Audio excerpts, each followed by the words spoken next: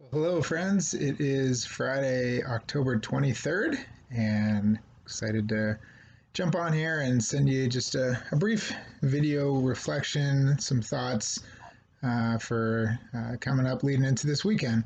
Hopefully, we're all staying well out there and warm. Man, the temperature sure has dropped. Kind of feels like we jumped fall and went right into winter. So I guess my time in the Midwest is gone from my bones, and now I'm chilly. But that's all right. I hope you're all staying warm, and yeah, it looks like we'll get some sun this weekend, so that's good.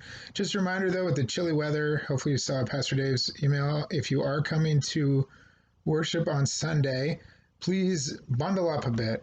We're not only is the temperature going to be colder, so you probably would anyway, but as part of our shift into cold weather with in the midst of COVID, our cold weather protocol, COVID protocol is that we really want to have the doors open and some fans circulating air in and out of the space. We just feel that's really the best practice. We did that in the summer. Obviously, COVID doesn't care if it's summer or fall or winter, so I feel like it's wise to continue those protocols. So we're going to have some doors open and some ventilation going on Sunday, which might mean pretty chilly in the sanctuary. We'll have heat on, so it should hopefully balance out somewhat, but I think it'd be wise to bundle up a bit. Also, speaking of what to wear on Sunday, just a reminder this Sunday is Reformation Sunday.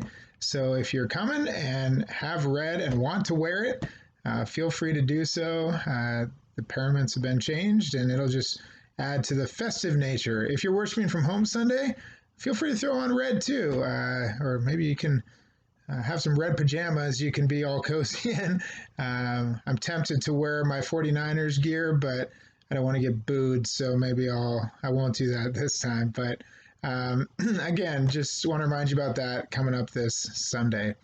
So speaking of that, with Sunday being Reformation Day, I just wanted to use a scripture as kind of a reminder of that. Again, what we celebrate on the Reformation Sunday is Luther and the other reformers kind of recapturing of the gospel message, that it had been kind of diluted and watered down and really kind of overshadowed in many ways by the whole practice of works righteousness and indulgences and kind of buying your way out of purgatory into heaven. And that was all about just corruption in the church and really just troubled Luther greatly and others as well. And that prompted them to seek to reform the church. Again, Luther's goal was not to start a new church, a new denomination, or anything like that. His desire really was to reform the Roman Catholic Church, to get them back on track, back focused on Jesus Christ and his gospel.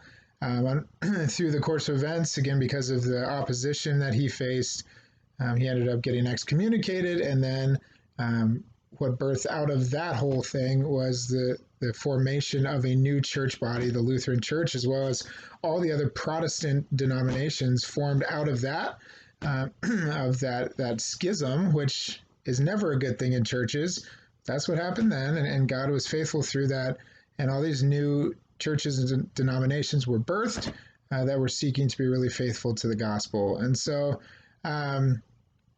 that's kind of quick reminder of what we celebrate on Sunday is just this recapturing of the gospel. And that's really something we constantly need to be doing, is making sure we are in alignment with the gospel, that it is our focus, that nothing else is supplanting it or overshadowing it, that we're not watering it down, any of those kinds of things. So that's always my goal as a preacher, is not to do any of those things. And that's what we want to be about as a church. So I just wanted to share with you Psalm 46 today.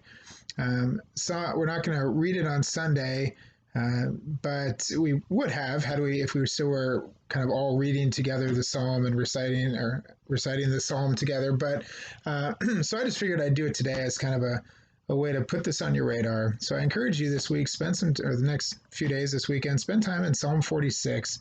It is only 11 verses. I'm going to read it now, but it is great. And this really was the inspiration behind Luther's "A Mighty Fortress is Our God." If you're here at 8:30 on Sunday, Kathy will be leading us in that. But if you're home, hope you'll join us in singing along. But again, just it had a huge impact on Luther, and just this idea of God as our refuge and strength, as our fortress and strong tower against whom nothing can penetrate. And so I just want to read this today. It says this, Psalm 46, God is our refuge and strength, an ever-present help in trouble. Therefore we will not fear, though the earth give way and the mountains fall into the heart of the sea, though its waters roar and foam and the mountains quake with their surging. There is a river whose streams make glad the city of God, the holy place where the Most High dwells. God is within her, she will not fail. God will help her at break of day. Nations are in uproar, kingdoms fall. He lifts his voice, the earth melts. The Lord Almighty is with us. The God of Jacob is our fortress. Come and see what the Lord has done, the desolations he has brought on the earth. He makes wars cease to the ends of the earth. He breaks the bow and shatters the spear. He burns the shields with fire. He says, be still and know that I am God. I will be exalted among the nations. I will be exalted in the earth. The Lord Almighty is with us. The God of Jacob is our fortress. What a great psalm. I actually haven't read that in a while all the way through.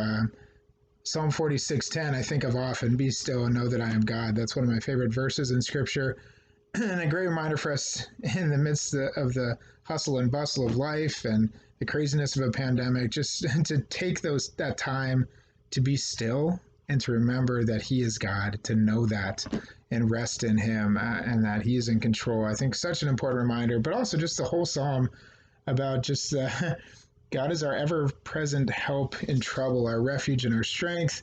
Though the mountains fall on the heart of the sea, we think of forest fires and disasters and pandemics and all these things, God is there. God is strong. He is our strong tower. He's our mighty fortress. And then also just this great reminder as I was reading this about after be still and know that I am God, God says, I will be exalted among the nations. I will be exalted in the earth. We're coming up on election day here soon, and again, super important to vote. Obviously, we have a lot of hope, some fears, I think, of this election and everything that it's going to bring, but also I think a lot of hope. But above all, remember that we don't put all our hope in people and parties. We put our hope in Jesus Christ. God says He will be exalted among the nations. He will be exalted in the earth. So as important it is to vote and to have hope in that, let's remember that ultimately God is in control, that He is sovereign, that He is Lord, and we worship Him. We give our allegiance to Him above all things. So anyway, friends, I hope that encourages you. Like I say, spend some time in Psalm 46. Just read through it. Let those words wash over you. Reflect on them, especially in this season in which we find ourselves. And I think it will bring you a lot of comfort and encouragement. Hopefully, just me speaking about it here has done that.